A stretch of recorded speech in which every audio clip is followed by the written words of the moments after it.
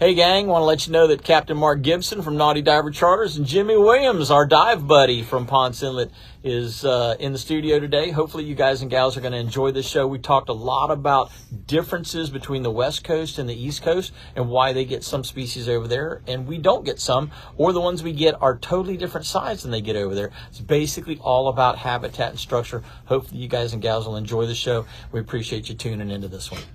Welcome. It's another edition of Catch a Memory Outdoors right here on WWBC 1510 AM, and we appreciate you guys and gals tuning in every Saturday to see what's going on right here with Catch a Memory Outdoors. I'm Captain Jim Ross, and we've got Captain Mark Gibson and the one and only Jimmy Williams in the show this morning.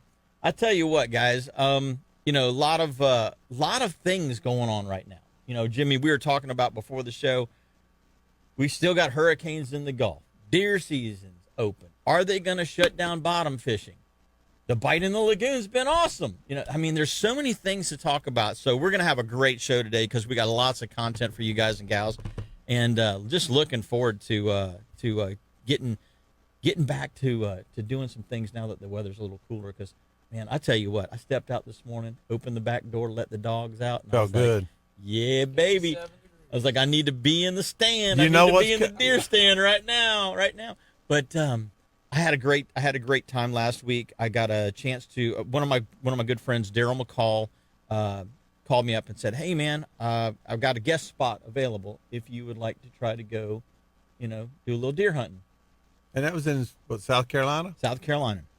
So I called in last week. For those of you guys and gals that listen to the show, right after I called in, old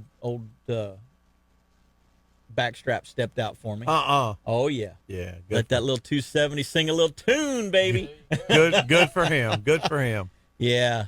That deer ran not good for him. That deer ran about 15 yards, and that's all it had. So, talking about deer hunting, one thing real quick.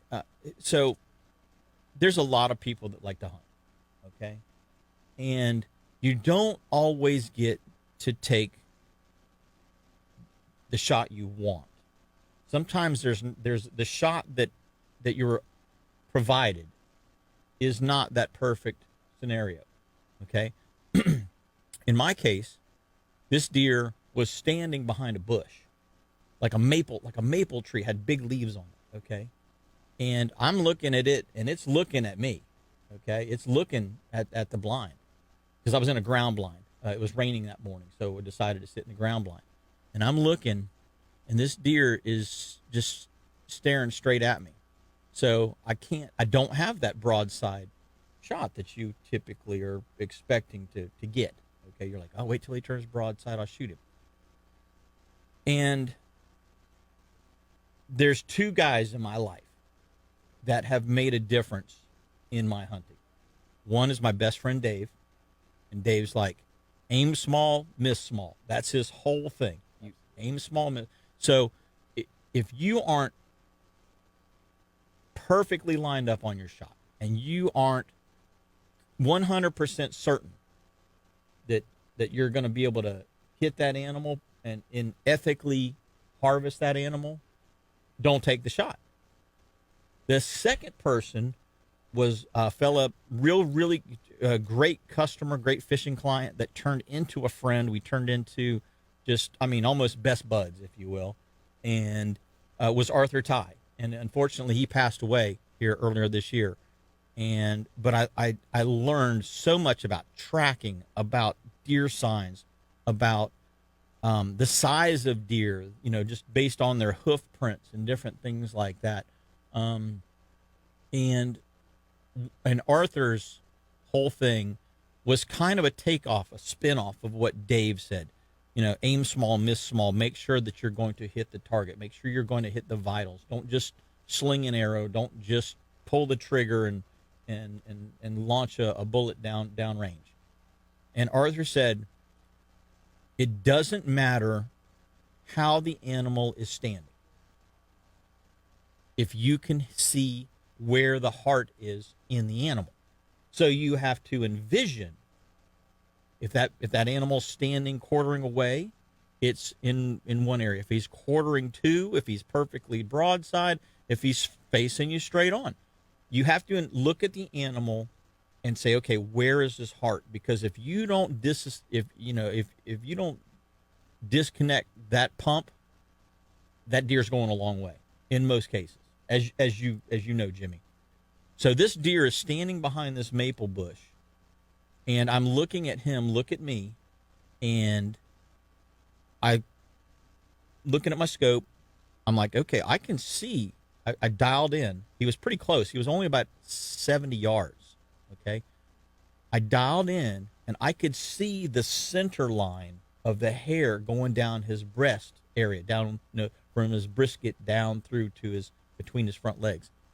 I could see it, and I'm like, okay. And that little swirl of hair that's on both front shoulders, right in front of his shoulder, on his chest area, if you will.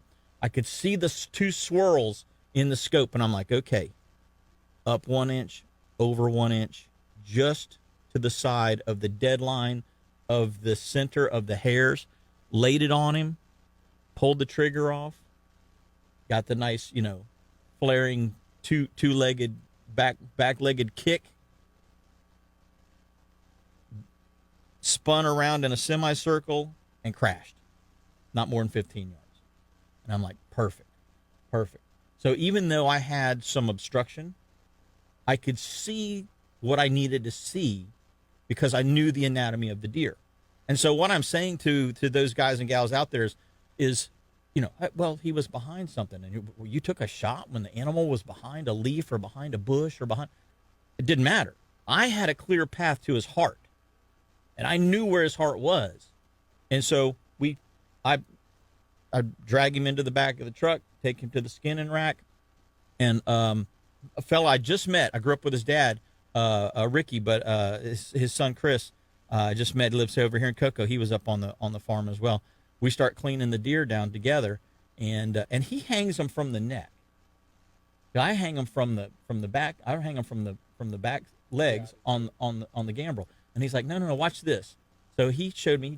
We just strung him up by the neck, peeled him down, and I'm like, oh, his skin seemed to peel easier that way. I'm like, okay, well I'll give that a try.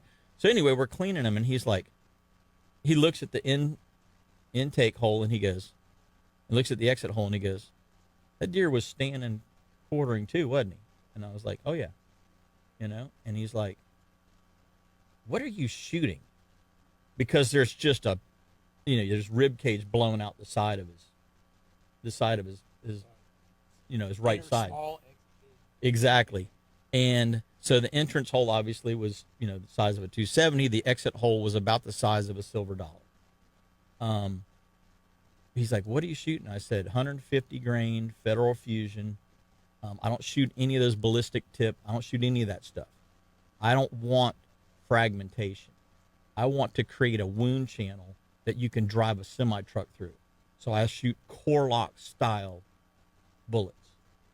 And so this is the Fusion. The Federal Fusion is a core lock style bullet, if you will. It's a solid mass, copper coated. And when it hits, it's like you threw a brick through the side of this thing. Yeah.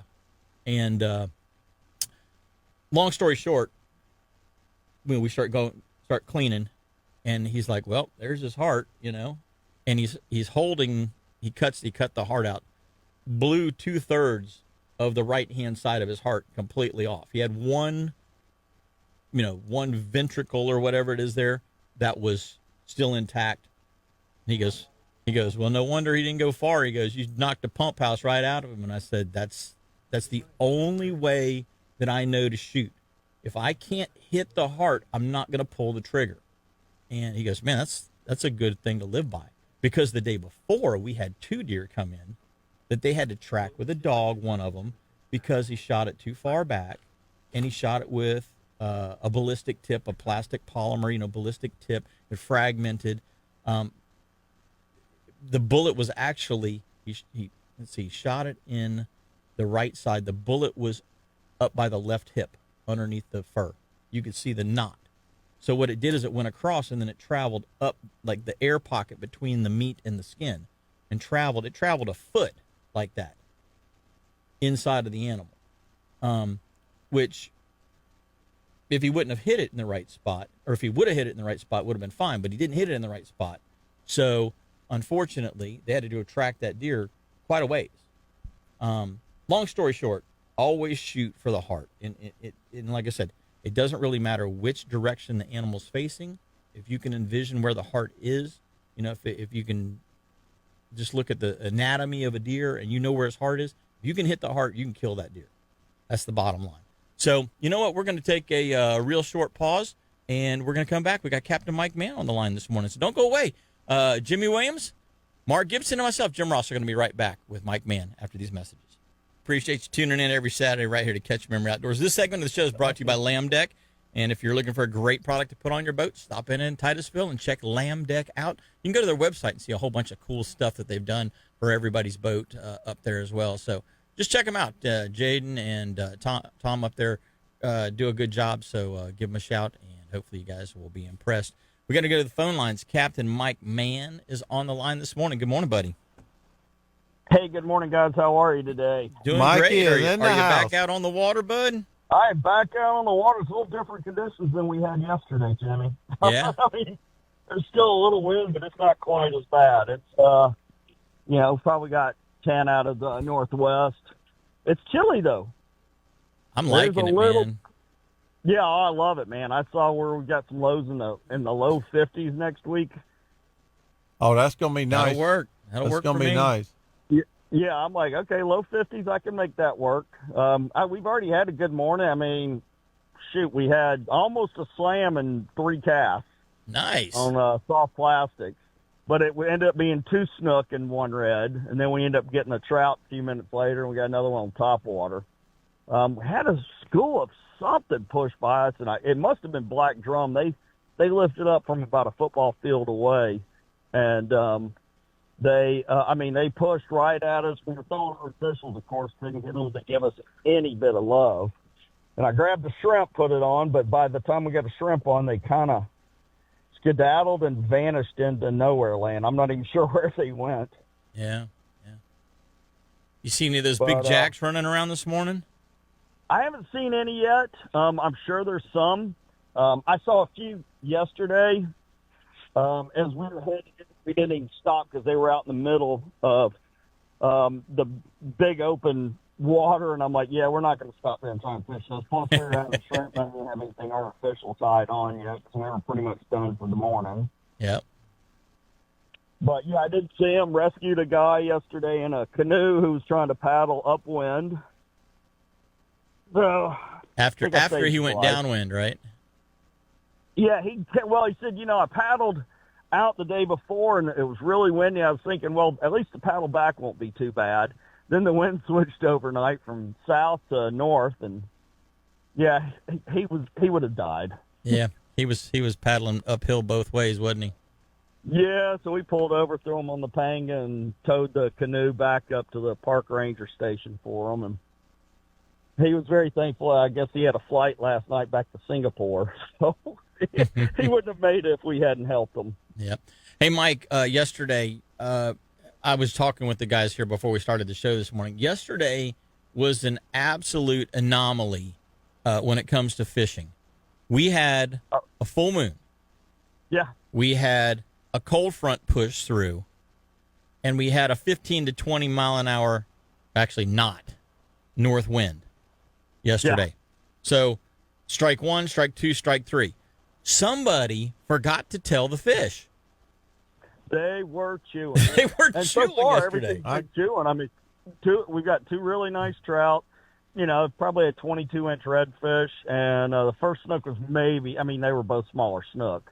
But still, first spot, I probably I was doing a demonstration cast and had a hit on how to work it. So I'm like, all right, cool. Yeah, that'll work.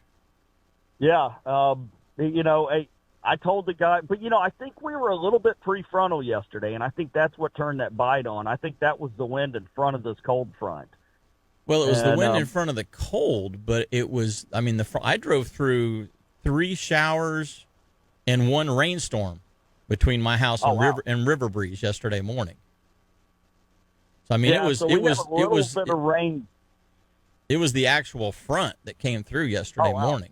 That's why I was so shocked. I'm thinking to myself, okay, it's going to be a dead bait kind of a day. We're going to pick at some fish here, pick at some fish there. Midday, it's going to warm up a little bit. The moon's going to get right, and we'll finally get a little bit of a bite around 12 or 1 was what was going through my brain. And the fish they just didn't get the memo, man. They were eating all day. Yeah, no, it's a beautiful thing when you got that. And I was in the big boat, and I told the guys, I don't know how it's going to be today because this was a rescheduled trip from Hurricane Milton that kind of canceled it. So we rescheduled it and got them out. And I was like, I don't know how the bite's going to be today. And I had 3 pretty novice anglers and 1 really good angler. And, I mean, we just had a great day. It was a lot of fun and super easy. And, I miss the easy fishing. It's nice to have a couple days of it. It is. And yesterday, artificials, I actually caught more fish on artificials than we did on live bait yesterday. Nice. That's what we're doing. I've got some shrimp on the boat, but we're throwing artificials today. And, I mean, we've just missed a couple while I've been on the phone with you. It's I like when you come out here and throw those paddle tails, especially when the bait fish is starting to thin out a little bit. It makes it a little easier to get them on a bait fish pattern. Yep. So yesterday, I took your advice, and you were, I said to Mike, any particular color, that you're liking right now, and Mike told me, he's like, man, they've been hitting white. Well, so guess who doesn't have a white paddle tail in his box? Guess who that would be? Yeah, that's who it was. It was me. Right. Yep. So what I did, Mike, was I said, well, you know what? I don't have any like all white. I've got some that are a little white. I had more. Yeah. Where I've been fishing in the Banana River, they've been hitting like chicken on a chain and salt and pepper with a chartreuse tail and, some of those brighter colors. And so I had a bunch of that in the boat. They didn't want any of that. But I tell you what, I actually ran out yesterday of the 5-inch straight-tailed shad assassin jerkbait. Rigged on a 1/32 or 1/16 ounce weedless offset worm hook with a little screw lock on it. It was the Glow with a red tail. Oh, nice. I burned through every single one I had in the boat yesterday. I was at New Smyrna Outfitters yesterday picking up some more Z-Mans because I ran out of white. Yeah. I'm like, I need more white ones. And I'm going through all my boxes at home. I'm like, I've got every color in the spectrum except I was out of white. So I went and picked a couple packs yesterday for this morning. And that's what we're throwing. We're throwing, actually, it's called,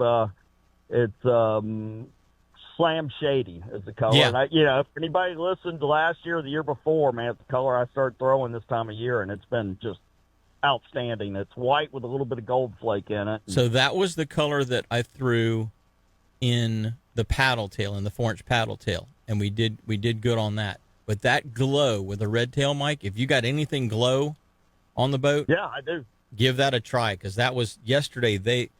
I don't know, we were double-digit redfish. I don't know, we had close to 30 trout, and you were right, man. Some of those trout are really nice. So, I hadn't fished up in the Mosquito Lagoon in a while, and average fish was 16 inches, and we had fished to 23 inches yesterday. So, we've had some really good trout, and we were just talking about how the season's closed, and I'm like, well, somebody made them think that trout only spawn this time of year, and I got news from them, they spawn year round. They do.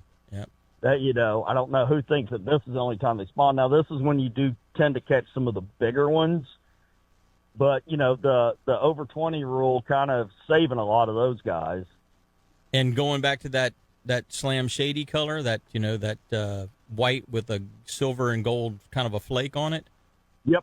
21-inch flounder on that yesterday.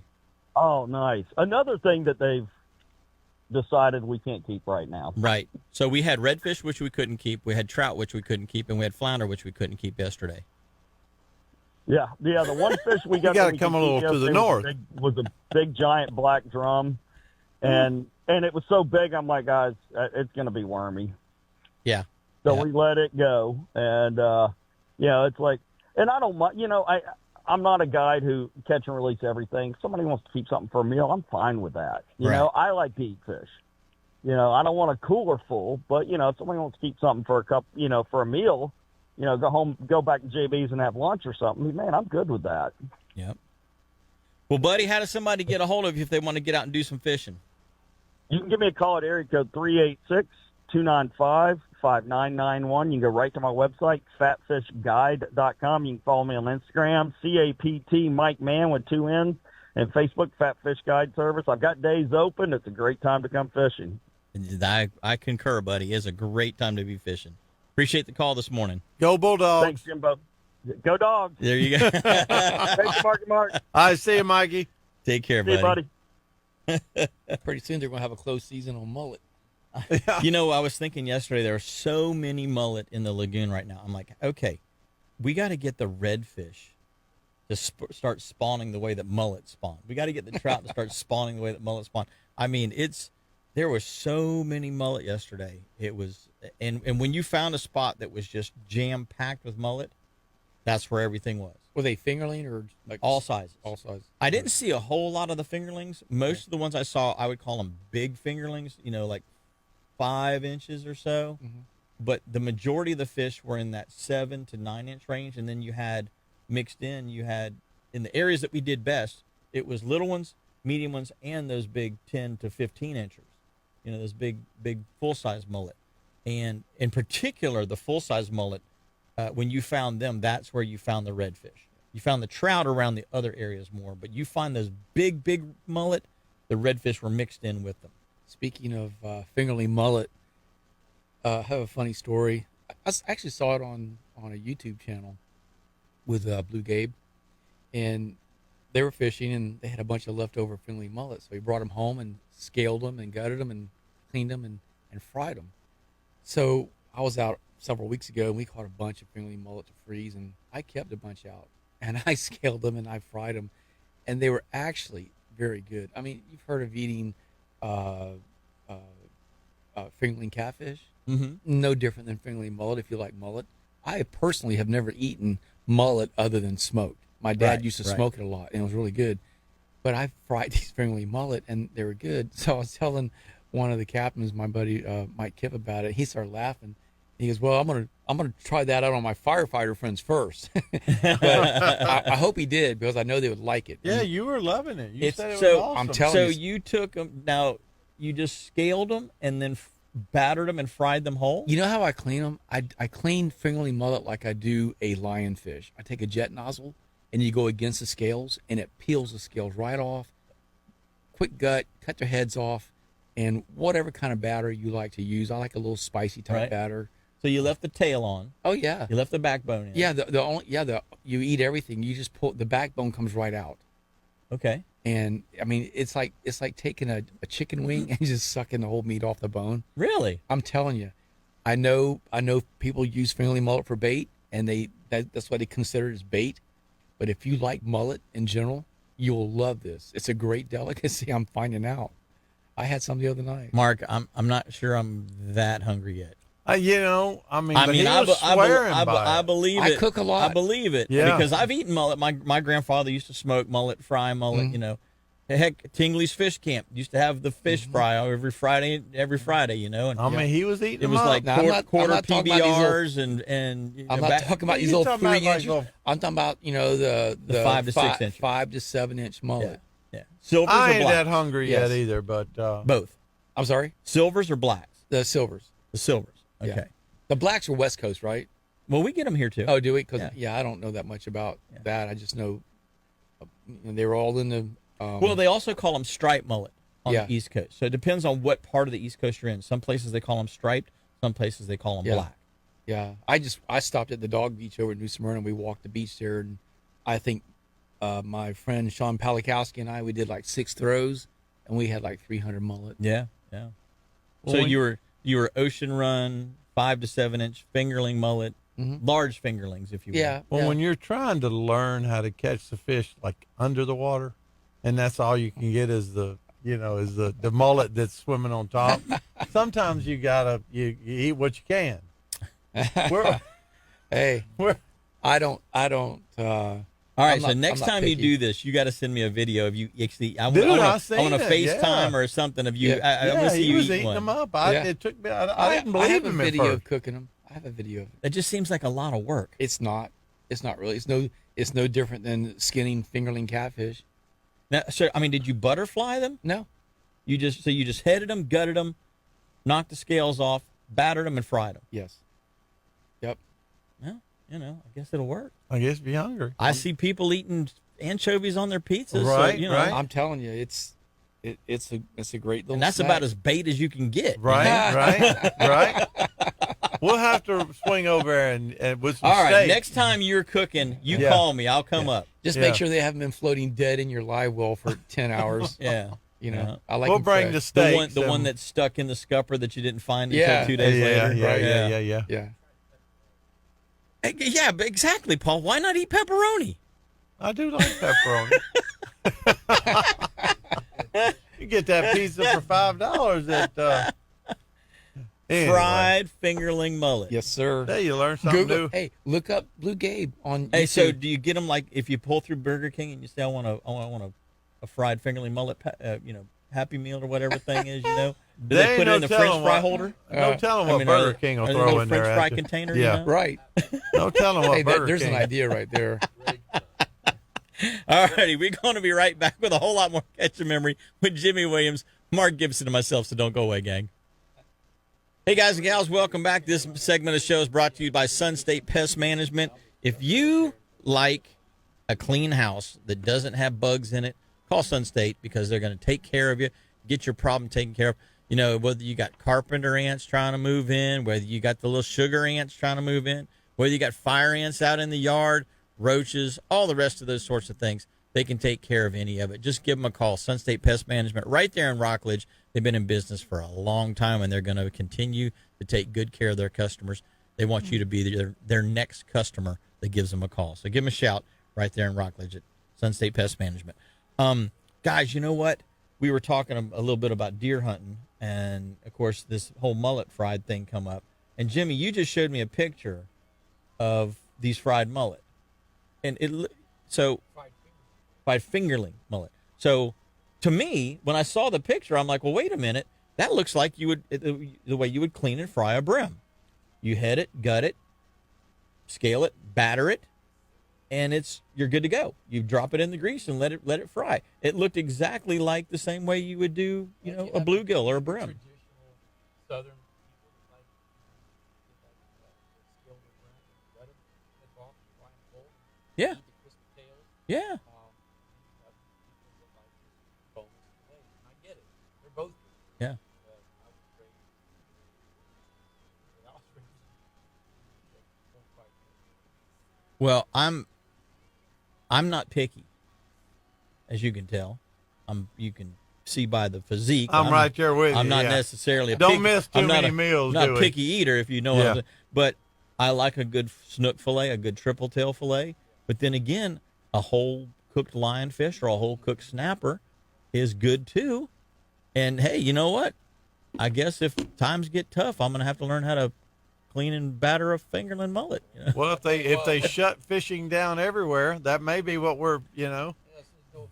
That's another whole story, I guess. So, going into that that opens a whole nother Oh, can yeah. of worms. So Noah is considering, for those of you guys and gals that haven't heard, Noah is considering shutting down all bottom fishing on the Atlantic coast.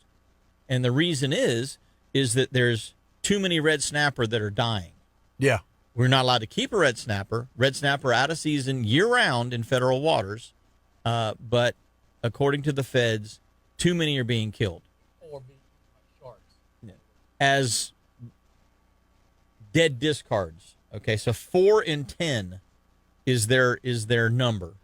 4 out of every 10 red snapper caught die because of barotrauma, shark predation, whatever it happens to be, the stress of the fight, But nothing else does. You can catch a weak fish from 80 feet, boom, goes right back down.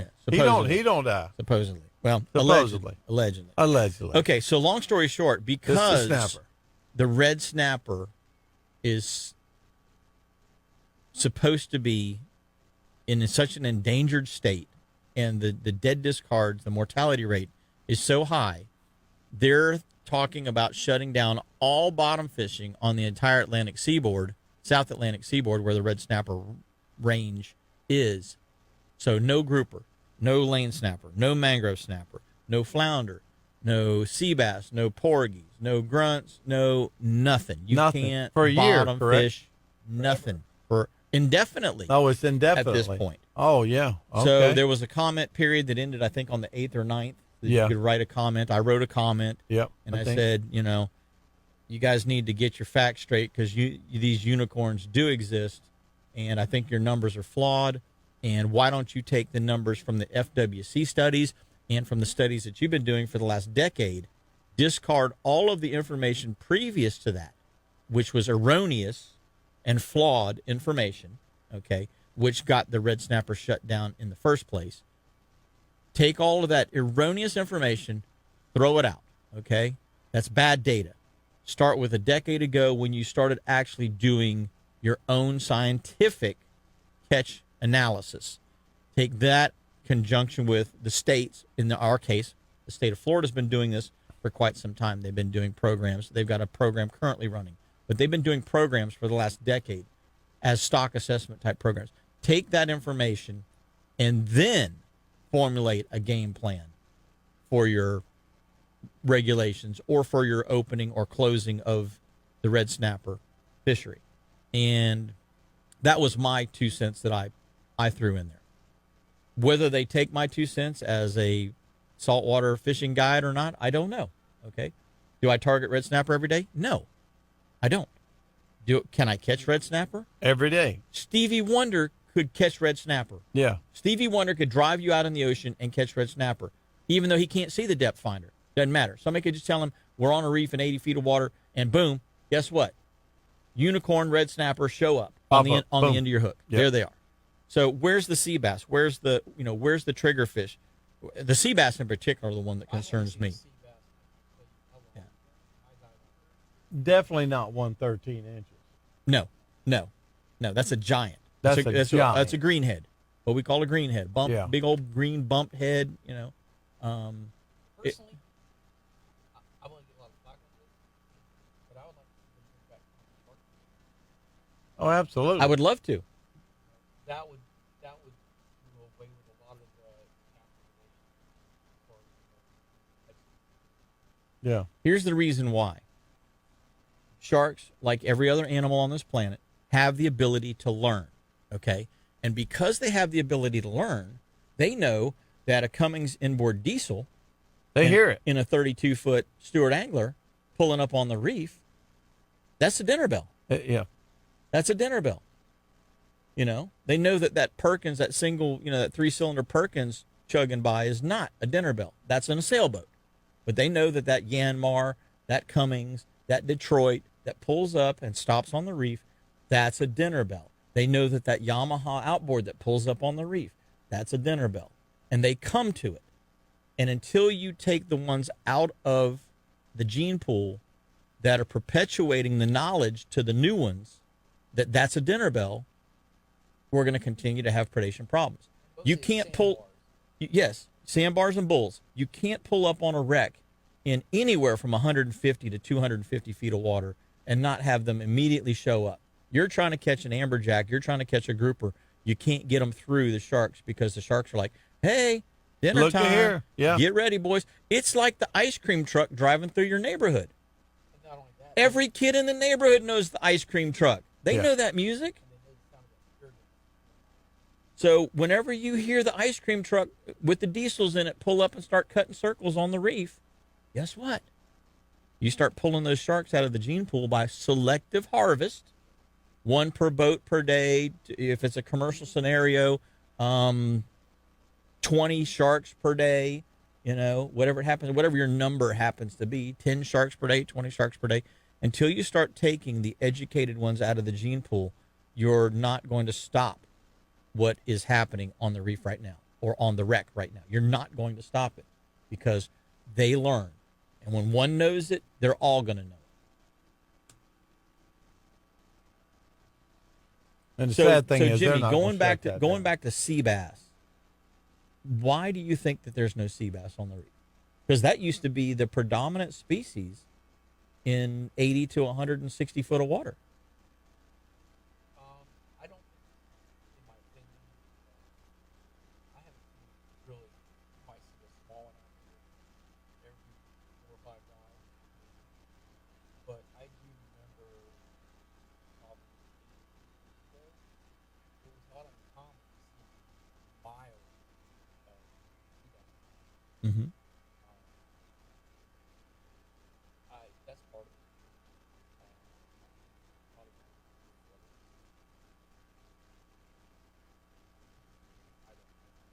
Goliath grouper. I'm not a. I mean, they're gonna, yeah. But I just know that. Are you seeing other fish predate on the sea bass? I mean, are you seeing Goliaths eat them? Are you seeing sharks eat them? Are you seeing No, snapper eat them? Are Mainly you? all the Goliaths. But mainly the big ledges. Mm-hmm.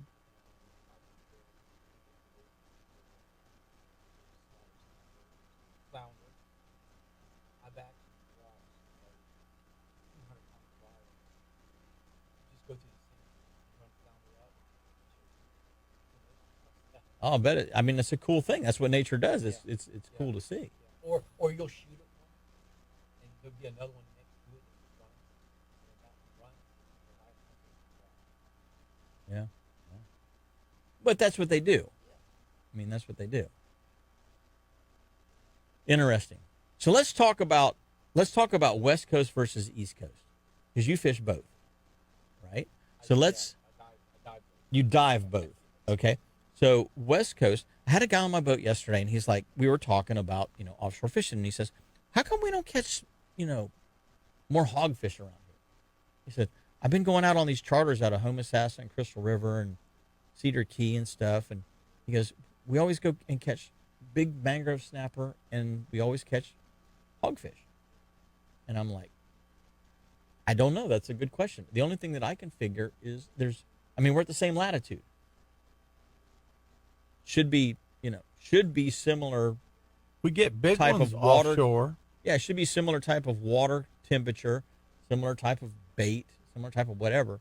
But what do you guys think? Why does the West Coast have so many more hogfish than the East Coast? I've been. I mean, personally, I know over on the West Coast, I dive out of sea a lot. I do know we usually run out where one goes. Mhm. But in closer, you see a lot more smaller. It's more of a. But there's a lot of grass. And that grass is the and stuff. And I think they have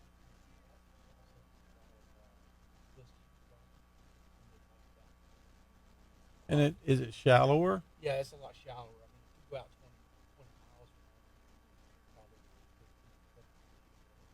So Daytona, you 20 miles, you're in 80 feet of water. Yeah. out here, out of where I go out of pond, way south, we don't get them every trip, but the ones that we get, they do. You got That's a giant. That's a monster. Wow.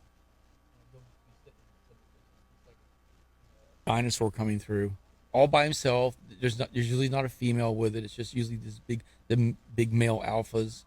But it's not uncommon to shoot a 8 or 10 pound female.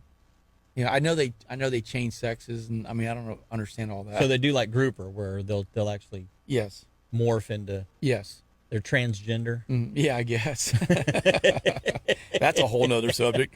But yeah, I just over here we have good bottom, but it's a lot of ledges and the artificials, and very rarely you're going to see a hogfish over here on the East Coast on artificials.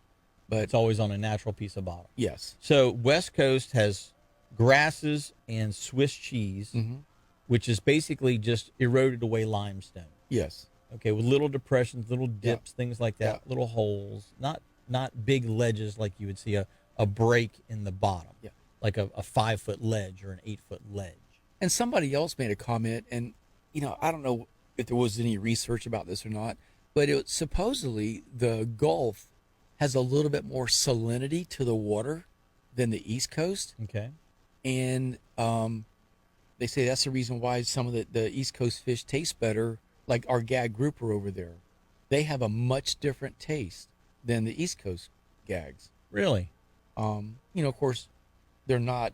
I mean, where we shoot, they're not as big. I mean, if you shoot a 12 to 15 pound gag, over on the West Coast, you got a really nice fish. Over here, that's what we call a cookie cutter. But it's not uncommon to shoot, black bellies, which is a large A big gag. big gag. Yeah, I mean, 30, 40 pounds. Gotcha. You know what? Let's I want to explore something when we come back in the next segment with that. So we're going to take our next break. When we come back, we got a whole lot more Catch a Memory. So don't go away. We're going to be right back after these messages. We're going to talk a little bit more with Captain Jimmy Williams and Captain Mark Gibson and myself, Jim Ross. We were talking a little bit about diving and fishing and how the West Coast is a little different than the East Coast and why some of the species that we catch on the West Coast we don't necessarily catch on the East Coast and kind of vice versa. And Jimmy, you were saying that the Swiss cheese bottom and the grassy areas leading, I guess, is that around the Swiss cheese bottom? Now, what water depth are you talking about? Well, we can find the Swiss cheese out there even in 50 to 60 feet of water.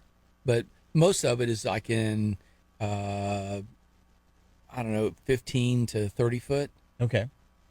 We have some spots out there, 35, 38 miles. They're ledges, but they're not big ledges. They're just like, they might run 10 to 15 feet. And that's where they're just little cracks. Yeah, and that's where we find a lot of the gag grouper. But you gotta, up to a couple of years ago, we could shoot red snapper in 30, 40 feet of water. And now you got to run out to 70, 80 feet to get red snapper out there. Interesting. Mm-hmm. They've moved further offshore. So I was thinking, off of Canaveral in particular, outside of the weather buoy, the 20-mile weather buoy, okay, in that 130-ish foot area, there's a lot of Swiss cheese type bottom in that area. And it doesn't mark very well on a modern day sounder.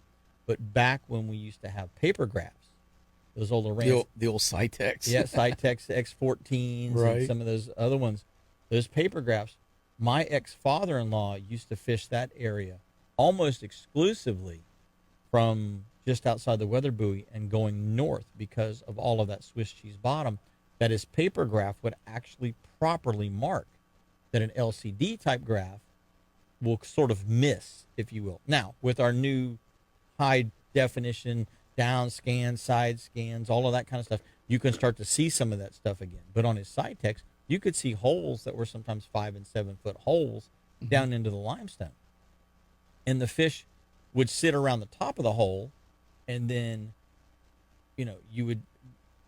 divers would tell me this, you would go down there, and then you go to shoot one, and all the other fish would run down in the hole. Mm-hmm. And then after they thought it was clear, the coast was clear, they'd come back out, So it's interesting that we do have some Swiss cheese bottom on this coast. I'm just wondering if there's hogfish there, but we're just not properly targeting them. In the deeper water? In that deeper water. Because think about it. They eat a lot of shrimp on the West Coast. And if you're only fishing in 30 or 40 or 50 feet of water and catching hogfish, well, you can do that with a 1 ounce egg sinker or a 1 ounce jig head. Normally they're using a jig head and shrimp combo is the most common way to specifically target this fish. You can't use a 1 ounce jig head in 130 feet of water. No. It'll be 400 yards out before it touches bottom. And that's if there's no current, So I'm thinking that the bottom type that they like, that they prefer, may be there. We're just not targeting it properly. I know when we go out of Canaveral and we run south on Pelican Flats, we like to dive what we call the finger ledges. They run perpendicular east to and west versus north and south. Yes, and we dive those ledges a lot for lobster, but also that's where we get when we're going to see hogfish. That's where we usually see them, is off those finger ledges. They're smaller cracks, and it's not uncommon to see a hogfish and it runs out into a hole. Yeah. So, but probably every 5 or 6 trips over here on the East Coast, we might get a nice hogfish, and just see one, Right. And Mark, you were saying out of Ponce, because you've done a lot of diving out of the Ponce area, that the ones that you're seeing there are typically big. They're big ones. Yeah, they're big ones. And when I used to hit a lot of the ledges, you would see them and they would be kind of stuck up against some coral and stuff like that. So But do they know you're coming? I mean, are they? Some fish will just kind of sit there and look at you and go, "Yeah." They're I not real see ya." smart. They're not smart, but they're. You're saying they're tucked up, like they're hiding from something the else. small maybe? ones will swim right up to you. Okay. Well, the Um, hogfish will. The hogfish will, and If you're they looking at haven't them been going, shot at already, yeah. they'll just cruise right by you, and it's like it's a point blank shot. But once you've shot at one and missed it, which I don't know how you do that, then they get very wary. But that is kind of weird because I got a buddy that fishes out of Madero, Frank Hutchko, and he went out yesterday and killed the hogfish. I need to get a hold of him and see, what's your depth, Yeah. and then kind of see why they're not, over here. Maybe they are. Maybe we just hadn't found them. But and I think a lot of it may have to do with the depth of the water. Like if you're fishing the Keys, they're all over in the Keys. Maybe they don't like that deep water. Yeah, maybe they're more of a shallow. Maybe they're more of a shallow. When I'm fishing down in the Keys, we catch them around the bridges, just Yeah. using a jig head and shrimp. Yeah. That was last year. That's a big one. That's how to do Smyrna. That's a big one. Yeah, Jimmy's showing me a picture that He's he- when he 19. shot. 19 pounds. That's a That's big a one. fat daddy. But those little ones around the bridges, Channel 2, Channel 5, Indian Key Bridge, the Snake Creek Bridge, Taverner Creek Bridge, they hang around those bridges. And so when you've got a shrimp on a jig head and you're dropping down to try and get a mangrove snapper off of those pilings,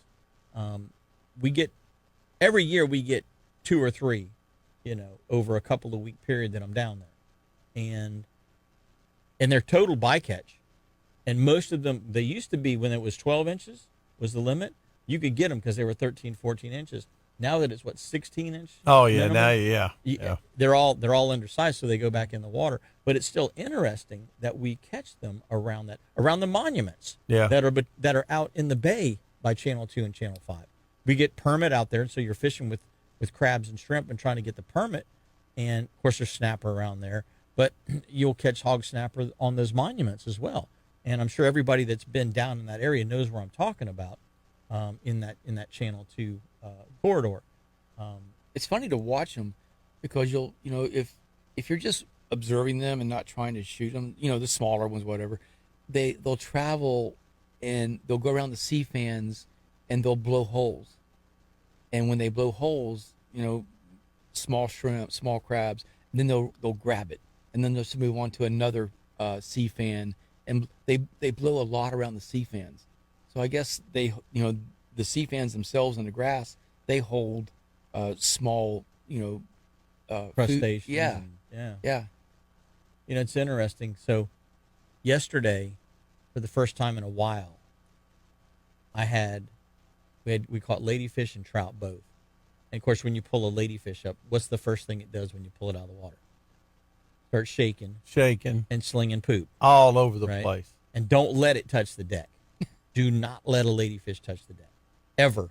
Slime. Oh my goodness! Oh, it my will go full poop. It is a poop storm. Like a cell cat. Oh, it's do not let a ladyfish touch the deck because he's going poop storm on you. But yesterday was the first time that we caught those in a while anyway. And when they sling poop, of course, it gets on the deck of the boat. It's orange. Well, if you guys know, there's really only one thing in the lagoon system that has orange in it, and that's a pistol shrimp. So whenever they start slinging poop, and if you don't have some deck wax on your boat, guess what? Instant orange stain on the boat. Instant. So that's why I run the deck wax on the boat.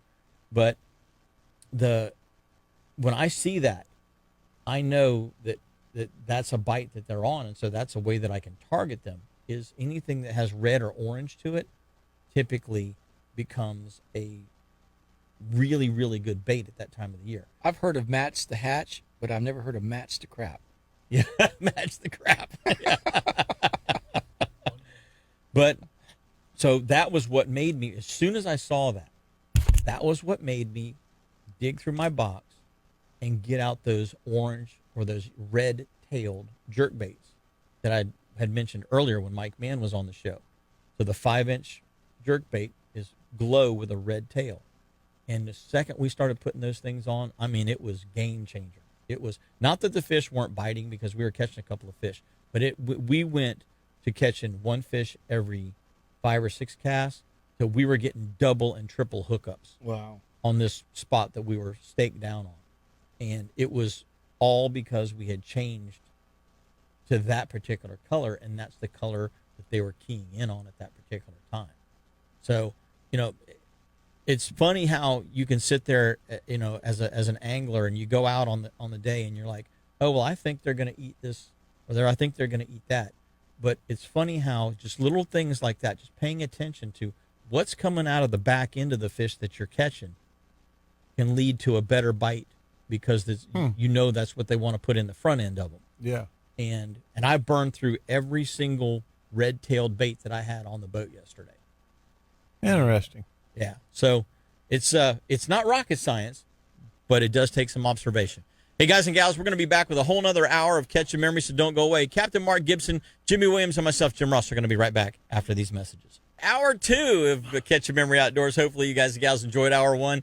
Got Jimmy Williams in the house, and we got Captain Mark Gibson from Naughty Diver Chargers in the house as well, and myself, Jim Ross, and we appreciate y'all tuning in. We've got a whole nother hour of Catching Memory for you, so don't go away. We got lots of stuff coming up.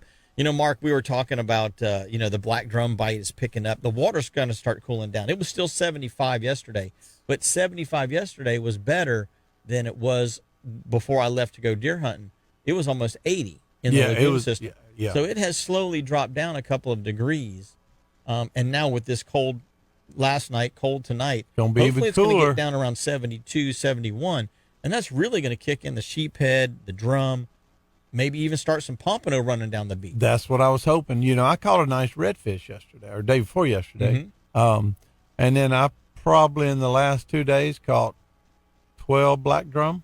Nice. You know, I had to go, you know, a little bit further up towards International Speedway and all that stuff to catch them, but they're on them bridges up there, and just shrimp. I mean, we were using, you know, when you go into a lot of these bait and tackles, they don't have, a few of them have select shrimp, but the other ones, they just, you know, whatever they get, you may get 10 big good shrimp, you know.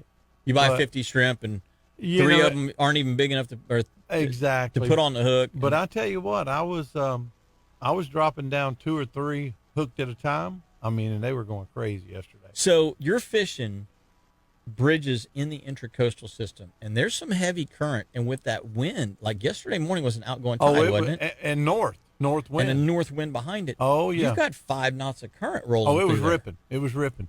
But I caught it right at the right tide. Okay. You know, so right before it gets ripping too hard, you're done. So But if last you- of the incoming to the first of the outgoing is that transition time period is pretty much when you were there? And if you get up there towards Seabreeze, you know, where the bridge goes in a little bit, when the fenders go in, Right. you got that little eddy right in there. And that's where I was tucked in, and that's where I was catching some fish. So You know, what so- about places like Mill Creek, Fozzard's Creek, It some doesn't of those run little as some of those hard. little cross-cut creeks? Yeah, it doesn't run as hard in there. And I fish a lot of the times up against the mangroves where it doesn't, you know, run as hard. And, Yeah. you know, fishing with a people that doesn't have a clue on, you know, sometimes you have to fish where the tide's not really ripping. Right. And then, you know, if you get a shrimp this big, you know, what are you going to do with him? First of all, the people can't cast. So you got to get somewhere where it'll lay on the bottom at least. But the mango snapper bite's been good. So what's your setup? I mean, let's talk about a rig. You're fishing in the Daytona area. You're fishing around bridges, mangroves, different things like that. What size rod and reel are you trying to throw? I'm usually using a 3000 BG, you know, maybe a 2500. The rods depend on what I got. I got some 7'10" memory sticks that I still have a few of. And I use a little bit on the fish finder rig, you know, with a 2-foot leader, Okay. 20-pound leader on that. So you've got a sinker, an egg sinker. Egg sinker, You've got a swivel, and then you've got 2 foot of line. 2 to 3 foot of line Okay. with a VMC circle hook. Okay. And then sometimes I use a knocker rig. I'll have about 3 or 4 rods set up. I mean, yesterday they were hitting on the knocker rig. Yeah, a lot of times the drum in particular a hit on that will hit on a rig. knocker rig better than they will on a fish But finder they or were sliding tearing sinker that rig. fish finder rig up yesterday. Were they? And I was kind of using that yesterday because the tide was ripping a little bit too much for the snook. Mhm. So I figured, I said, hey, let's get it down there to the bottom, and see. And I was pulling some nice snook out of there. One of them would have been 28, but something got a hold of his tail. You know what I'm saying? I mean, he was sitting there, and I was going, come on, back in the water. But there's some fish up north. So then, and that's all I use. And then maybe I'll have a paddle tail tied onto something. I like popping cord. I like the Four Brothers popping cord, especially for the trout. They seem to and with about a 3 foot. And that's around the mangroves that you're talking about, Exactly where right. there's less current. Exactly right. And you got to whip that thing. You got to make that thing make some noise. Mm-hmm. You can't let it just sit over there. And my thing is, when it drifts by, then And when you're it goes, you're picking out low branches. You're picking out Exactly. structure of some sort. Something that I feel like some fish. Yeah. If you're fishing new to the river and you see something that doesn't look exactly right, but there's something in the water, there's something behind it. The fish are hiding, especially snook, trout too. They're ambush predators. Oh yeah. Now sheephead's a different story. They're going to sit on something. They're going to sit on some rocks or a rock pile, or. I love that.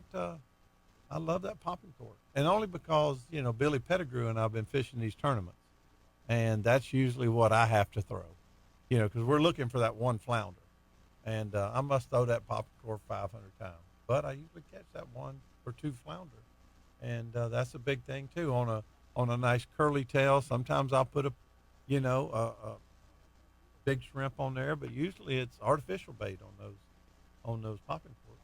It's interesting when you get in areas where there's a decent amount of flow, how much more aggressive a flounder is.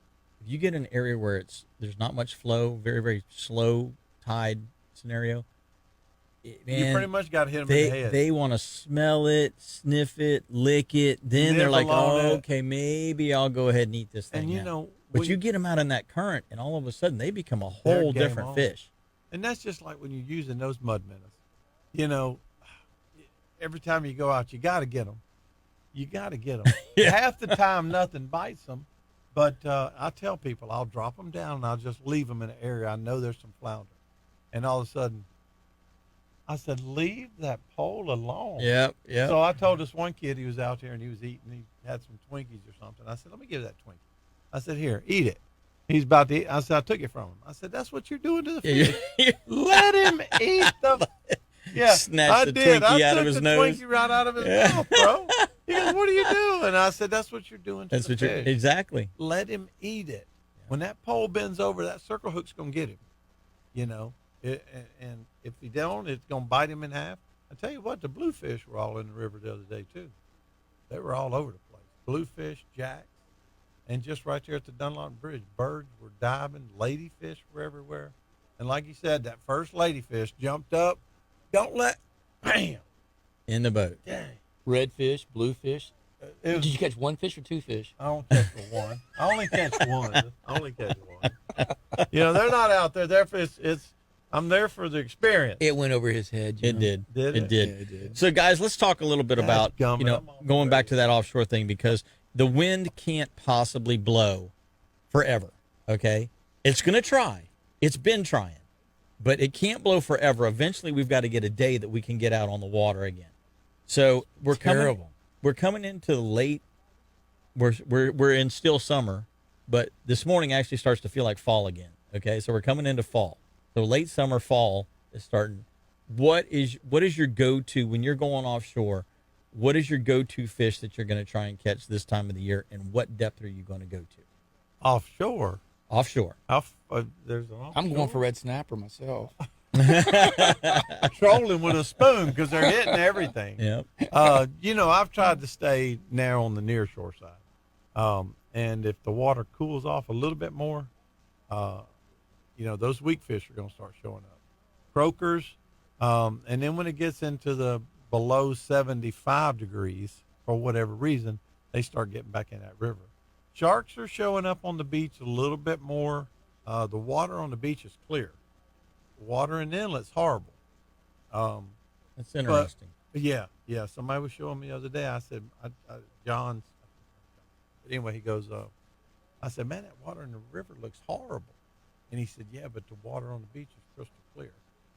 And so that's me. I mean, I'm trying to target, the flounder. For whatever reason, they just disappeared. But right now, flounders are closed, right? Yeah, it's closed October, November. Yeah. But coming December, and I'm not a big fisherman, you guys know that, but I do know that I like to do is as that water cools down and we get into December, the big sheephead come in to spawn. Oh, man. And they're going to be off the jetties at Daytona and New Smyrna. And that's what I'll be looking forward to because I love sashimi sheephead. Yeah. And I'll tell you a trick on those sheephead. If they don't have the fiddlers, let me tell you, sheephead will eat a shrimp like it's nobody's business. They're Smaller, finicky. Smaller shrimp, the better. Yep. You get a small shrimp and feather that thing on there. I call the little shrimp that are just barely big enough to put on a hook. That's sheep. I call them pompano shrimp. Yeah. Mm-hmm. Because I catch more pompano on those little shrimp. Those wintertime little, I put it on a little jig head, a little 1/8 jig head, fish it around the rocks and stuff, especially, those little sandy edges around the rocks. Those pompano really start to gather up. And for whatever reason, at Canaveral, I find them on lower stages of the tide better than I do on the upper stages of the tide. I think on the upper stages, they leave those rocks and they go down the beach and they look for sand fleas. Yeah. Is my personal opinion of because they totally leave. I don't side scan. Gone. I don't mark them on my down machine at all. I don't catch them. But on those lower stages of the tide, you can actually see them schooled up and mark them. And when do they start coming in, the pompano? Pompano, I start seeing them best when the water temperature is below 73. Yeah. I had a guy go out yesterday and didn't find any. So I'm thinking they're going to start. Well, our water temperature, I mean, was 74. Let's do the catch conditions real quick, and we'll see where we're at in the fall, in the still summer / fall time frame. And this will tell you exactly what we need to know because it's right here. So today we got a small craft advisory, northeast at 10 to 15 knots. Inside of 20 miles, it's supposed to be 5 to 7 with a dominant period of around 9 seconds. This morning, Ponce Buoy, 76 degrees. It was 74 at the Dunlop Bridge yesterday. So 76 degrees, 5 foot at 9 seconds. 20-mile buoy was 80 degrees. Okay, so we're still too high for the species that we're talking about. 6-mile buoy out of Fort Pierce, 79 degrees. 4-mile buoy out of Canaveral, 76 degrees. It's 3 foot at 12 there. It's basically 5 at 9 on all the other buoys. So western edge of the Gulf Stream, 40 nautical miles out of Ponce, 30 out of Canaveral, 23 out of Sebastian. Current surf temps, Ponce Inlet, 77 degrees was what the report said this morning. It may be a day late, so it may be down to 75 or so, but we're still not in that 72, 73 degree range. Yeah, we need a good cold snap. Yeah. It looks like next week I saw it look like it's going to be in the 40s. Well, that'll work. That'll work for me. Work. Because when we're talking pompano, black drum, sheep's head, and weakfish, you want that temperature down there in the low 70s or upper 60s. That's when they're best. At least that's when we seem to find the most fish around here. So water temperature at Ponce, 77, Cocoa Beach, 77, Sebastian, 77. It's still up in the snook range. It's still way up in the snook range. I wouldn't be surprised if you get out on the beach and the water temperature is still in that 75, 77 degree range. You don't find some tarpon still running up and down the beach because there's still some mullet around. As long as there's mullet, there's going to be tarpon. There's going to be tarpon. So tides look like this. We got a low tide at 2 p.m. today at Canaveral and a high at 7:52 p.m. Sebastian is 1:53 p.m. for the low and a high at 7:53 p.m. So lunar tables, we just had a minor go by just a little bit ago. In fact, it's ended about maybe 10 minutes ago. The next one is a major from 11:50 a.m. to 1:50 p.m. Oh, I'm gonna be all over that. The minor this afternoon is from 5:30 to 6:30. So right at sunset, we got a minor. So if you're getting out there on the water this afternoon, it looks like it's going to be. If you can get the boat in the water. It looks like it's going to be pretty good. Yeah. Any shrimping reports? I haven't gotten a single shrimping report yet, but that doesn't mean anything because I don't stay on top of that. And Most that's one of the thing. time. I haven't seen a whole lot of shrimp boats this year. We did really good last year. Well, let's take our next break, and when we come back, we got a whole lot more Catch Your Memory, so don't go away. If you want to give us a call here, the phone line is 632-1000. We'd love to hear from you. You know what, we were talking a little bit on the break about maintenance, and of course, you're always maintaining everything on the boat. Everything. It's crazy how much stuff you got to do. The trailer, the boat, the motor, everything always needs maintenance. But here's one of the things that you can do to make it easy. If you don't have time or the mechanical inclination to take on the task, if you got a boat, Yamaha motor, Mercury motor, run it to Boaters Exchange. There's one in New Smyrna. There's one in Rockledge. Have it serviced. And the one thing that I like about having a boat serviced is that it's a mechanic that knows what he's doing. Can I change a spark plug? Yeah. Can I change a water fuel separator? Yeah. Can I change some oil out? Yeah. Do I have the ability to hook up to a laptop, a computer, and check and see if there's any codes showing to see if the timing's right or anything like that? No. Do I have the ability to check the seals in the lower unit to make sure they're still holding pressure the way they should so that my oil's not leaking out or water's not leaking in? No, I don't have. So to take it to a qualified mechanic, in my money, is worth doing. And then the other thing, trailers. How big a pain in the you-know-what is a trailer, right? Ferguson's in Melbourne. Those guys have been doing it for, I don't know, since they rolled the ark off the trailer and put it in the water. Yeah. They've been doing it a while. I take all my trailers once a year down there and I say, go through it. Just go through it. Because I know that I have to have that thing working for me every single day of the year. And I don't have the time nor the inclination to go digging around in changing things out on it, changing out brake systems, things like that. So I just don't mess with it. I let the experts do it. Take it down to Ferguson's down there in Melbourne. And whether it's my utility trailer, the horse trailer, one of the 3 boat trailers, it doesn't matter. Y'all fix it. One of the best things I ever did for my boat trailers is I changed out to those Vortex hubs. Mm-hmm. I've got those on 2 They're of my a little trailers. pricey, but I tell you what, they're well worth the money. Yeah, they last a long time. We got a caller on the line. Oh, perfect. Orson's on the line. Hey, buddy, appreciate you calling in this morning. Hey, Jim. Good morning. How are you? We are doing good. We're doing good. Got Captain Mark Gibson and Jimmy Williams in the studio with me this morning. Hey, you had mentioned the other day that you had, we typically do the Starbright cleaning solutions segment, and during this part of the show, and you had mentioned that you had an experience with one of the products here recently, and you wanted to share that with the listeners.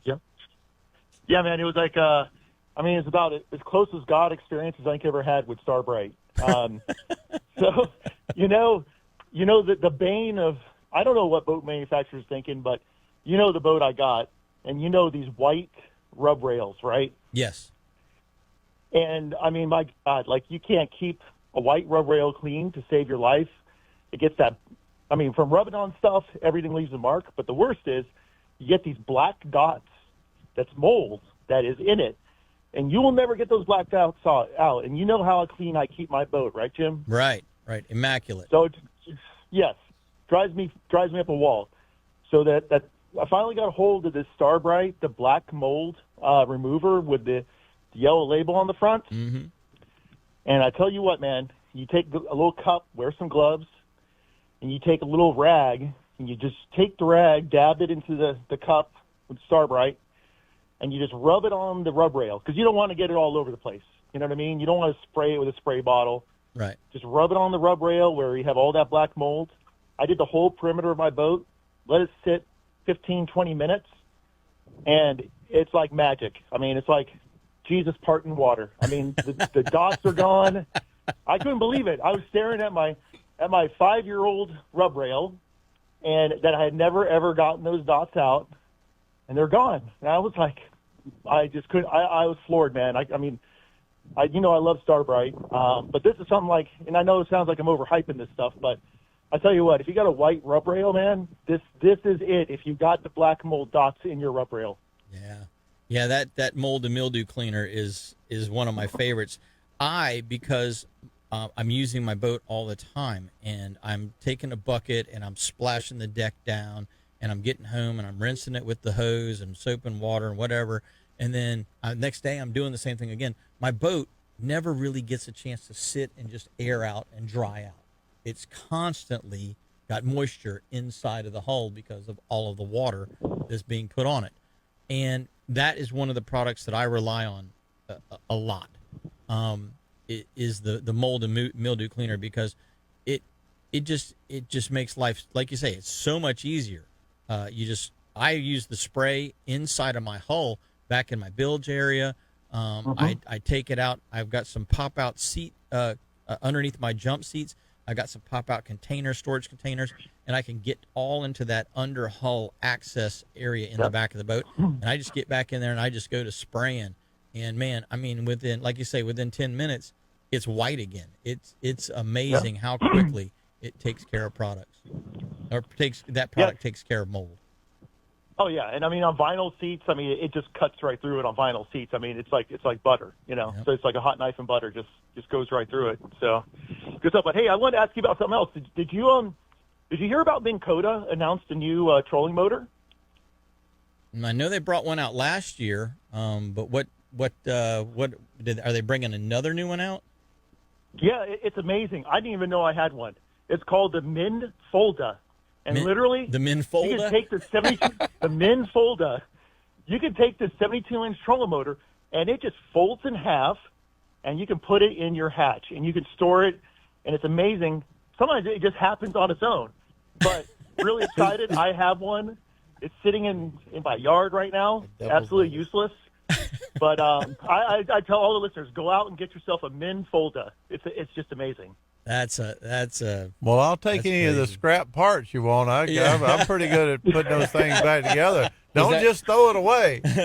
Does that come in 102 inch? Yeah. I'm sure we could rig up something. Yeah, I've seen the main shafts snap on them. Easy. But it's and more often than not, it's a circuit board that goes bad.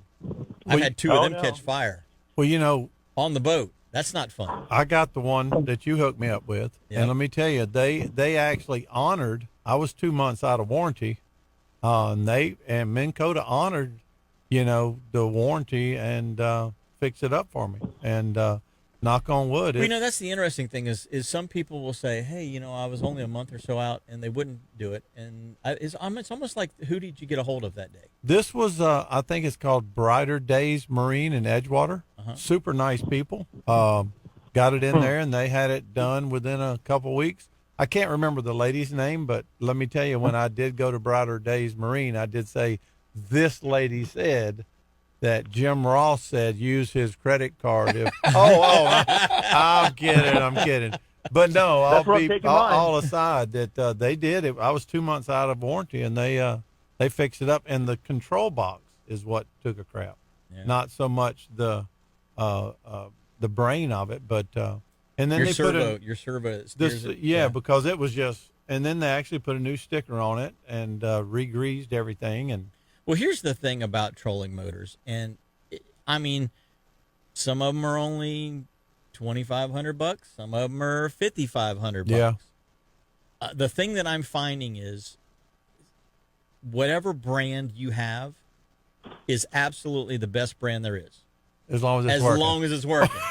And then the second it stops working, this piece of junk, But you have to take it with you have to look at it objectively, because we're taking an electronic device in salt water with an electrical motor attached to it, and we're dunking it in salt water every single day, and we're expecting it to last for a decade. And they just, and lock in spot, spot they lock. Just don't. I'm hoping that with the new, but with Orson's case, his shaft actually snapped, and I've seen that happen only a couple of times. Yeah.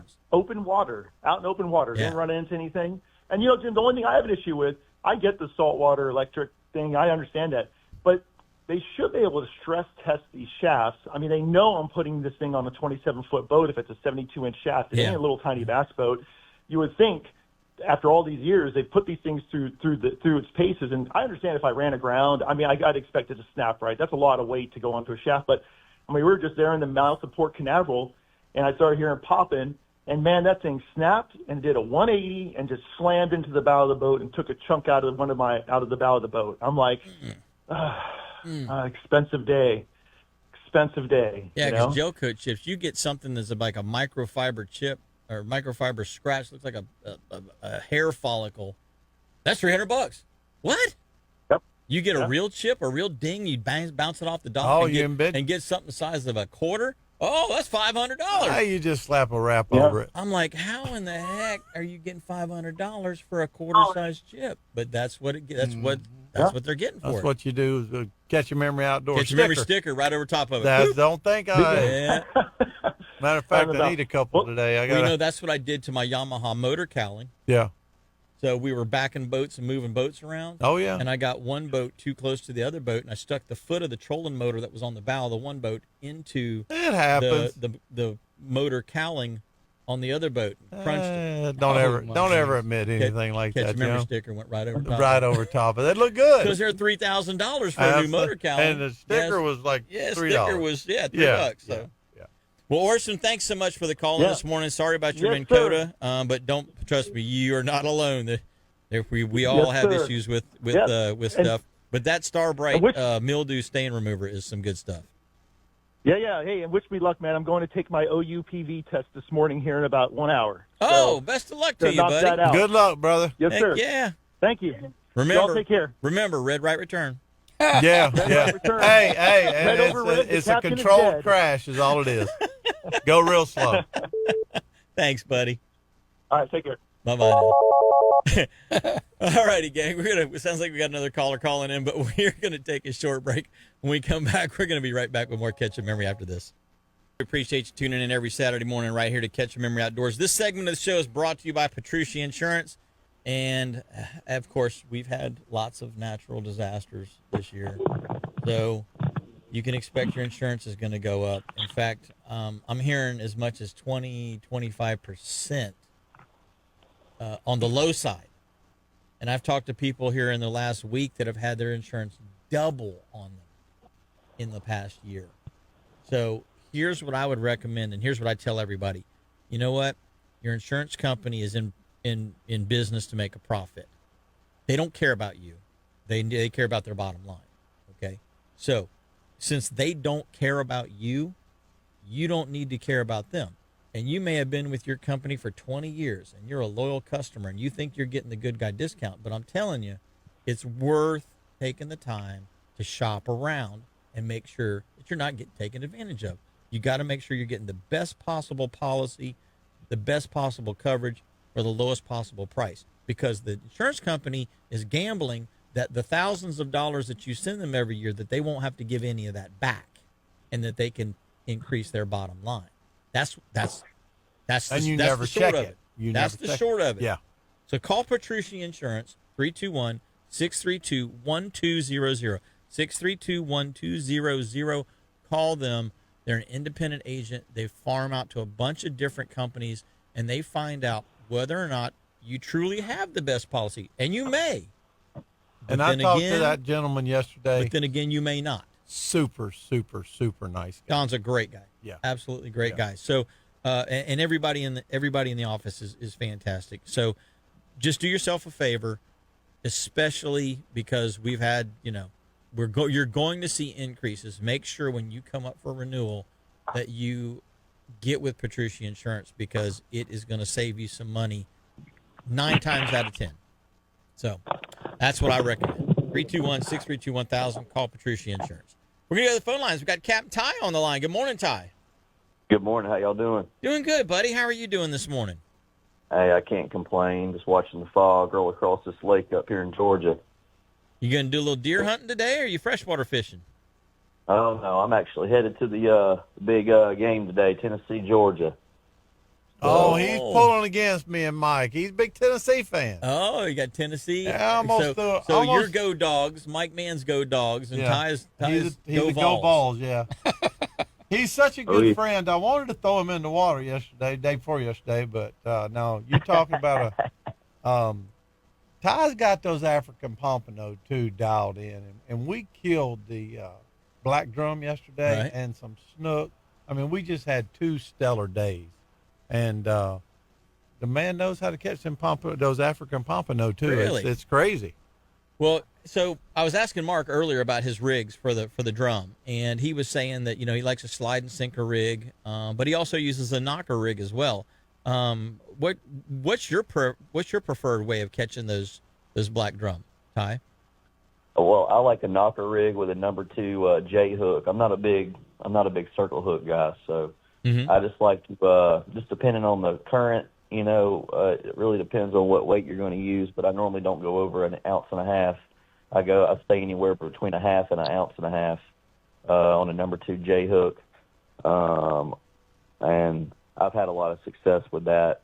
I really fish that rig pretty much everywhere. Even if I'm offshore on a wreck, I'll go to an ounce and a half with the same setup, but I'll beef up my line a little bit. The African pompano, if you can get you some pinfish, some smaller pinfish with about a 1/4 ounce weight, and let that thing free line out over those wrecks, I've had real good success with those when they come in. That's interesting, because you don't have guys that are really targeting African pompano. Man, they always seem to be bycatch. He was killing them. I mean, going out to the wrecks, a certain wreck. I don't want to name the wreck, but right, it's in the Atlantic.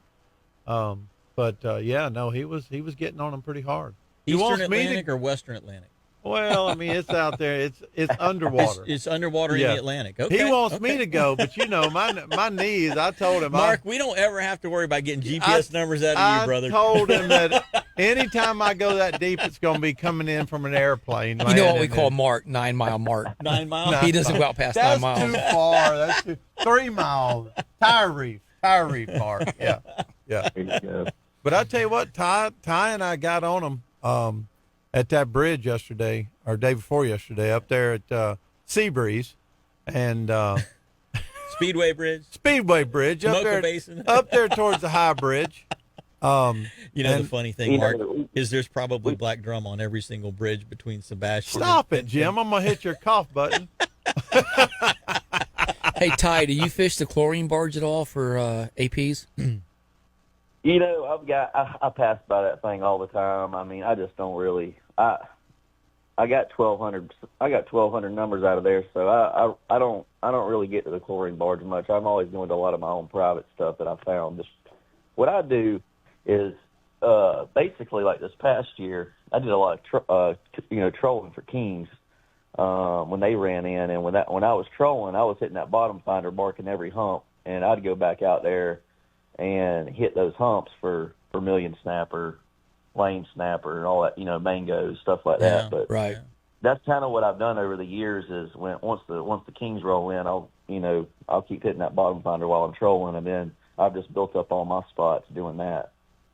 That's a great way to do it. I mean, that waypoint save button can be your best friend sometimes. You'll find a spot that you didn't know existed. It's not on a chart anywhere. It's not on a map anywhere, and you're just riding along. You're like, oh, what is this? He's got a nice and especially spot. when you find a little hump or a little break or something, and it's got a bait stack on it. Yeah. Then you're like, oh, that's even better, He's got a nice rock pile that's on the north side of the jetties, almost down towards the between here to and the New beach. Jersey. Yeah, you got to go down from here to.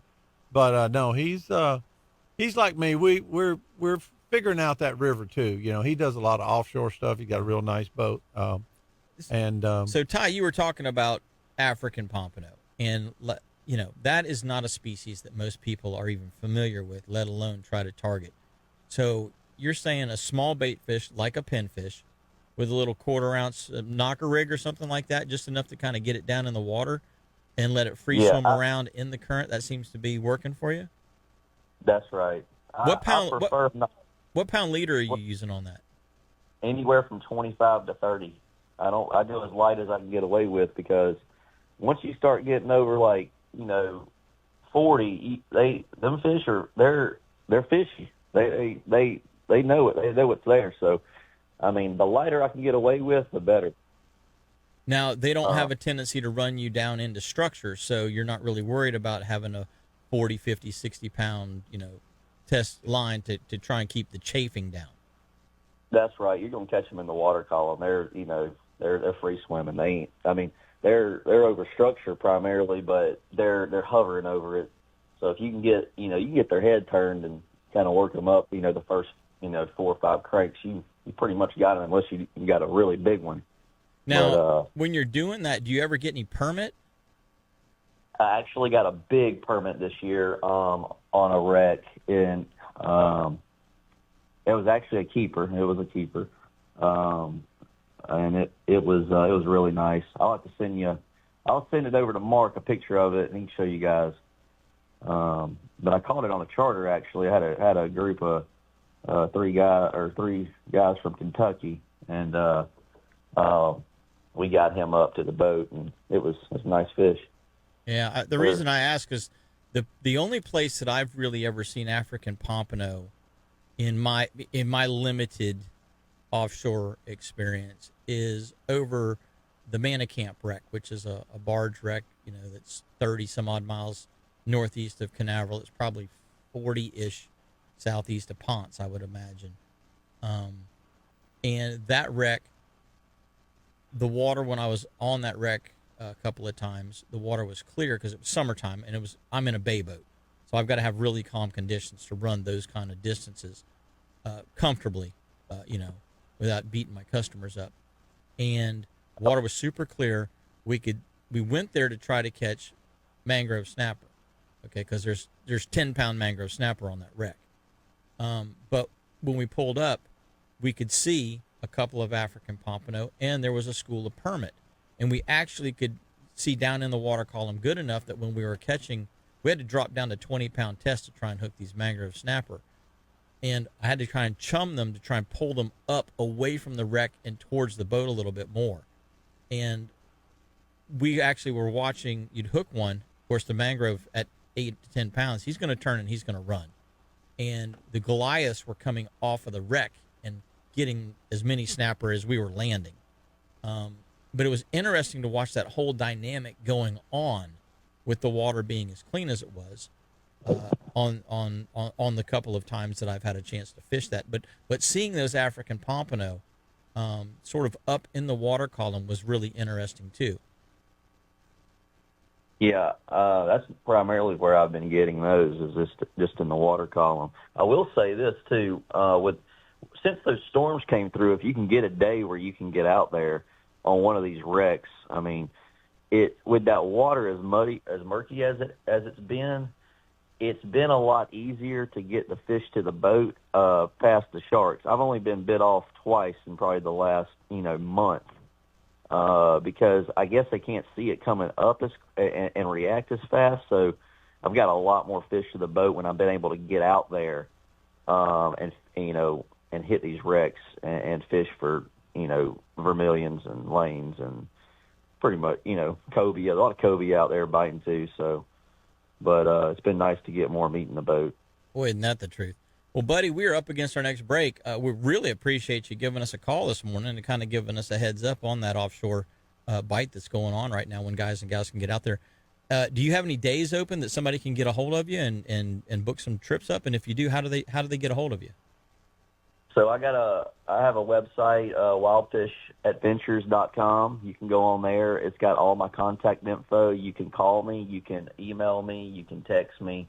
I'm pretty much I'm available when I'm available. I guess I would say it's like a captain. I mean, I got a lot of days booked, but right now it's more of the slower season. So I mean, there's a lot more days available. Just got to beat the wind and to get out there. Just got to get that weather window right, huh?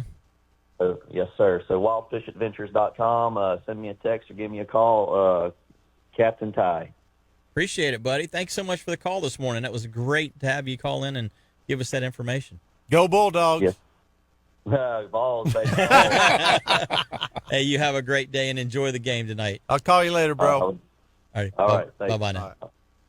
Hey, gang, we're going to take our last break of the day. When we come back, we got the wrap-up, so don't go away. Catch Your Memories coming right back. Segment of the show is brought to you by Strike Zone down in Melbourne. Stop in at Strike Zone, pick up all the great gear. Tell you what, they've always got a fantastic Black Friday event that normally lasts right on through Cyber Monday, so keep an eye out for that as well. But we're getting closer and closer to old Christmas time, and it's come on, it's tough to find stuff to put in the stocking unless you go down to places like Strike Zone, and they got good stuff to put in there. So Stop in a Strike Zone. Tell them you heard about it right here on Catch Memory Outdoors. Also want to let you know the P&K Altman Foundation Take a Kid Fishing event is coming up. There's 40 spots total available. I think they've got 2 or 3 spots. I was talking with Daryl. They've got 2 or 3 spots left. If you're interested, that's going to be on December the 7th at Fox Lake Park and in Titusville. That's what it's been rescheduled to. You can get a hold of them by going to Altman's AC. That's ALTMANS AC at CFL.RR.com. So Altman's AC, and make sure that you confirm getting your kid in there. And we're going to be doing a little charter giveaway. One of my customers, Mike Phelps, he had booked me 3 days. I put, $300 deposits down, and he's not going to be able to make it. He's got some health issues, and he goes, look, I want to donate this for you to take a kid out fishing. Nice. So we're going to take that money that he uses as a deposit, and then I'm going to pay for the rest of it out of my pocket and get a kid out fishing from this event. So if your kid's at the event, he's going to have a chance to get a half-day fishing charter with me. That's awesome. And guess what? You get to come along if you've got a child that goes to the P&K Altman event. So give him a shout there at Altman's AC at CFL.RR.com. Want to say good morning to those and guys and gals out there on Facebook land. Looks like there's a lot of people on this morning. Hopefully everybody's getting a chance to get out in the woods or on the water today, because absolutely here in Florida anyway, there's guys from Georgia, Oklahoma, Pennsylvania, South Carolina. There's people from all over that have chimed in on the Facebook feed this morning. Nice. But hopefully you guys and gals are all having some good weather as well. But I tell you what, man, mornings like this, I just want to be in the stand or be out on the water. I want to be doing something outside, because we don't get a whole lot of fall days. It felt good this morning coming from did, Glen. brother. Like 55. It did. Yeah, my house was 62, so got here to the station, it was about 64. I was loving it. The hunting might be a little harder this full moon, but it's still nice being in the woods. You know what's funny? Those daggum deer will be, when everybody's out of the blind, eating lunch, taking a nap, guess what they're doing? They'll be running around. Big old, Be Bucky. coming in there looking in your blind Bucky, going, I just yeah, seen you, Bucky's Jim." on your corn pile. Yeah. Well, deer have multiple stomach chambers. They have to eat every 5 to 7 hours. Yeah. So they might feed all night long, but when you're coming out of that stand at 10, 11 o'clock in the morning, At noon, I'm in my stand till at least 1, and I bring my lunch with me, and I'll take a 30-minute lunch break, and I'm in my stand probably 10 hours a day. Yeah. I have a sore butt when I get home. That is a real thing. That is a real thing. You know what helps that? Extra seat cushions. Yeah. I was sitting on 3 of them. Yeah. I put one in there, and after a couple of minutes, I was like, I use the Next Summit day, I Viper. brought 2. The third day, I brought 3 of them. Yeah. I have a couple Summit Vipers, and I love them. Yeah. And do too. I saw this, the sling seat that goes in place of it. I took the cushion seat out, put the sling seat in. Uh-huh. I sat in that seat one morning, and I couldn't do it no more. I actually came home, got my regular cushion seat, came back out there and set it in there for the rest of the hunt. And then that night, I took my climber down and put the regular cushion seat back in there. Oh, interesting. Yeah. Don't buy those sling seats. I mean, they might be all right for ladder stands and stuff, but if you're going to sit, 5, 7, 10 hours, you want a good cushion. A good cushion. Yeah, that's for sure. I've got a Viper. I just sold a Viper and another one that I had. I've got one Viper left, and I'm thinking about getting rid of it and getting. It was a company called Gunslinger that used to make a stand that you actually faced the tree. The tree lounge? Kind of like a tree. There's another company that's bought them now. Yeah. And you can sit facing away from the tree, or you can sit facing towards the tree. And what I liked about that particular stand, I was using it at another person's hunt site or hunt camp. And what I liked about it is wherever you've got your zone, your kill zone that you've identified. This is my kill zone. This is my little clearing, my little whatever.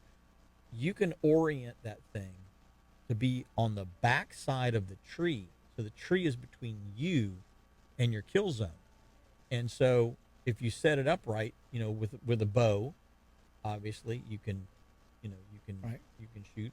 But you can also do it with a gun for guys that are gun hunters. And I'll tell you that and use that tree for a brace. Exactly. with a rifle. Exactly. With the rifle, you can use the tree because you're standing up Mhm. or sitting. But most time, you know, if I'm hunting, a lot of times from 20 minutes before I can see to 30 minutes after I can see, you know, sunrise, you know, first light, I guess you would say. I stand up a lot of times when I'm in my climber because I'm a better shot standing up with, especially with a bow, than I am sitting down. Not that I can't shoot sitting down. Right. I like to stand up because whenever you're practicing, you're almost always standing. And so I want to replicate the way that I do it whenever I'm practicing. Right. Yes, I can sit down and do it, but you know, if I've got a gun, it's a lot easier with a gun because you normally got a gun rail.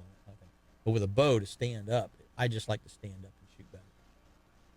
I find that the target gets hit properly when I do that. You know, but you were talking about, you know, swapping aftermarket parts out, and sometimes your aftermarket swap doesn't really work for you. I found that out this year. Yeah. All I was thinking was, you know what? If I switch over to the cloth seat, the mesh seat, Yes. it's going to save me about maybe 1.5 pounds of weight, but it really wasn't worth it. Summit Viper, I mean, mine only weighs, I think it only weighs like 19 pounds as it is. 20 pounds or something. And at the most. I bought the Molly harness system, not just their standard straps that Right. comes with Summit, but you can go online and buy the whole Molly harness system, and I just zip tie it to the foot part of my climber, Right. and you can pack that thing in all day long, and you don't even know it's on your back. Ease and comfort are definite because I'm getting older. And we're all getting older. Right. And, you know, what I used to be able to do when I was 30, I can't, you know, what I used to could, I can't anymore, you know, at mid 50s. I used to like hunting alone, but now I want to hunt with a buddy because it's not so much safety in numbers, but yeah, I mean, that is true, but it's like, I need somebody to help me haul this dang deer out of the woods. Yeah. Yeah. Pulling that one I got last week up into the tailgate of the truck by myself wasn't easy. A little tricky. Yeah. Yeah. Yeah. But, you know. Did you it see is where what they it is. put in the back of the bed of the truck? It's a turnbuckle, and you run your cable through there, or your rope, and then you tie a stake to the ground, and you tie it off, and then you hook your deer with it around the neck, and you pull it, and it pulls it up into the top of the truck. Like a It's a pulley system. Yeah, just a simple pulley system. Absolutely. Like you would use for a gambrel. Yeah. Well, I bought one of those fancy gambrels that they go into your trailer hitch, and you can either skin the deer or hang it, Right. and then you right. can turn it and swing it into the trailer. Yeah. That'll work. Well, guys and gals, we appreciate y'all tuning in every Saturday right here to Catch the Memory Outdoors. Captain Mark Gibson, Naughty Diver Charters on Facebook. That's how he can be That's found. how you can find me. And Facebook. Jimmy Williams, we appreciate you coming in. Yes, you guys sir. are always Thank you so much. Always a pleasure to have Had a on great the show, and let's just go catch a memory. Let's go do it. Let's do it. Guys and gals, get out there and do what we're going to do.